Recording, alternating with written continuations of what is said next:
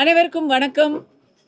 ஆம், ஏற்கனவே விட்டு போன புத்தாண்டு பொங்கல் நல்வாழ்த்துக்களோட குடியரசு தின வாழ்த்துக்கள். அடுத்தது வேலண்டைன்ஸ் டே வரைக்கும் இப்போவே சொல்லிடுறேன், ஏன்னா அப்பப்போ சந்திக்கிறோம் இல்லையா. ஆம், இன்றைய தினம் என்னுடைய சகோதரர் மோகன்ஜி அவர்கள் எடுத்த திரௌபதி 2ஆம் பாகம் படம் பார்க்கும் வாய்ப்பு கிடைத்தது. அதற்கு உங்களுக்கு ஃபஸ்ட்டு ரொம்ப நன்றி தெரிவிச்சுக்கிறேன். ஏன்னா என்னை பொறுத்த வரைக்குங்க, இது ரொம்ப ஃப்ராங்காக நான் சொல்கிறேன், நான் சினிமாக்காரி. அதே போல் நான் ஒரு சினிமா என்டர்டெயின்மெண்ட் ரசிகை. ஒரு படம் பார்க்குறதுனா அந்த படத்தில் வந்து என்டர்டெயின்மெண்ட் வேல்யூ, ப்ரொடக்ஷன் வேல்யூ, அந்த மாதிரி விஷயங்கள் தான் நான் ஃபஸ்ட்டு கவனிப்பேன்.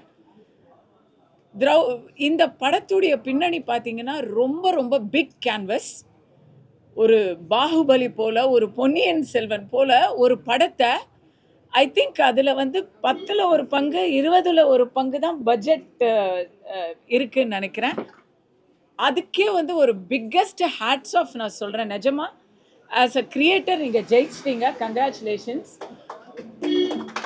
கண்டிப்பாக இது அரசியல்லாம் அப்புறம் பேசிக்கலாம், முதல்ல படத்தை பற்றி சொல்லணும். படம் வந்து பார்க்குறதுக்கு லட்டு மாதிரி இருக்குது, ரொம்ப ஹை கிளாஸாக இருக்குது. ஃப்ரேம் டு ஃப்ரேம் எனக்கு தெரிஞ்சு இவ்வளவு ஒரு ஹம்பிளான பட்ஜெட்டில் இவ்வளோ ஆம்பிஷியஸ் ப்ராஜெக்ட், அதில் ஹிஸ்டாரிக்கல் டீட்டெயில்ஸோடு சொல்கிறதுங்கிறது வந்து சாதாரண விஷயம் இல்லை. Excellent music, excellent camera, excellent direction சொல்லவே தேவையில்லை. Special mention dialogues, Padma Chandrasekhar dialogues வந்து எனக்கு ஒரு இன்ப அதிர்ச்சி. இவங்க இங்கே உட்காந்துருக்குறாங்க பாருங்கள், இவங்க தான் அந்த மாதிரி ஃபயரான டயலாக்ஸ்லாம் எழுதியிருக்கிறாங்க அப்படிங்கிறது வந்து ரொம்ப பெண்களுக்கு ஒரு பெருமை சேர்க்கக்கூடிய ஒரு விஷயமா இருந்தது.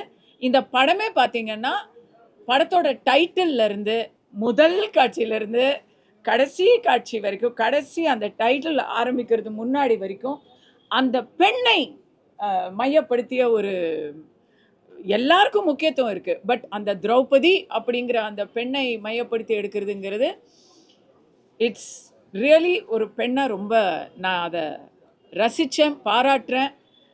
தொடரும்னு போட்டிருக்காங்க. திருப்பி எந்த பெண்லேருந்து ஆரம்பிக்க போகிறாங்க மோகன்ஜி அப்படிங்கிறத ஆர்வமாக பார்த்துட்டு இருப்பேன். நடிகர்களை பொறுத்த வரைக்கும் ஹேட்ஸ் ஆஃப்.